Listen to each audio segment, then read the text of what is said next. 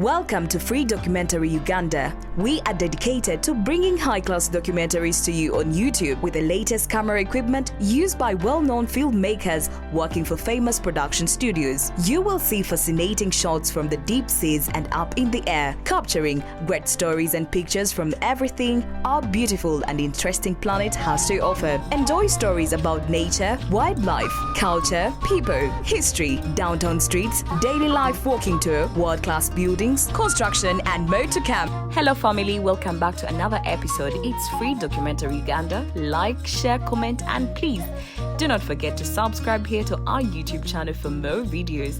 And today we bring you